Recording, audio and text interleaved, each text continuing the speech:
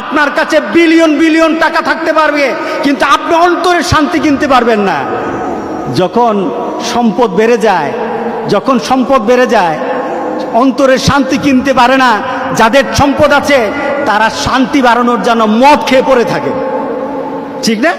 তারা মদের নেশায় বিভোর হয়ে যায়। কিসের কারণে? শান্তি চায়, শান্তি পাওয়া যায় না। কারণ শান্তির মালিক কে? আল্লাহ সুবহানাহু। আল্লাহু আকবার, আল্লাহু আকবার। সে টার্গেট বানিয়েছে কোন জায়গায়? যে টার্গেট বানাবে আখিরাত, যে টার্গেট বানাবে আখিরাত, তার কোনো লস হবে না।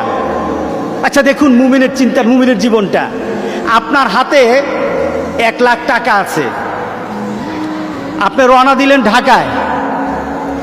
এখন ঢাকা যাওয়ার পথে আপনার টাকাটা হারিয়ে গেছে, তখন আপনি চিৎকার দিবেন নাকি ইন্না লিল্লাহ পড়বেন? বলেন, আপনার হারিয়ে গেছে, আপনি চিৎকার দিবেন নাকি ইন্না লিল্লাহ পড়বেন?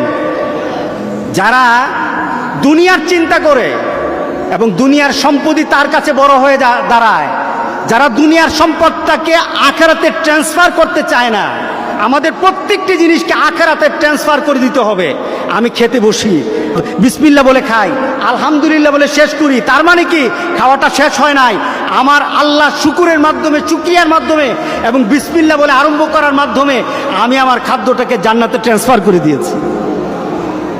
আমি যখন ঘুমাই, আমার ঘুমটাকে আমি মনে করি যে আমার দেহের জন্য নয়, আমি আমার ঘুমটাকে দেই আমার শরীরটাকে তাজা করার জন্য, শরীরটাকে সুস্থ করার জন্য। কিসের জন্য? আমি যেন তাহাজ্জুদের নামাজটা পড়তে পারি। আমি যখন নামাজে দাঁড়াই আমার শরীর যেন ভালো থাকে, সুন্দরভাবে যেন 5টা ওয়াক্ত নামাজ পড়তে পারি। এই শরীরটাতে এনার্জি আনার জন্য আমি ঠিকভাবে ঘুমাই। এই ঘুমটাকে আল্লাহ সুবহানাহু ওয়া তাআলা জান্নাতের ঘুম বানিয়ে দিবেন। আপনি এটাকে কনভার্ট করতে পারছেন না জিনিসগুলিকে।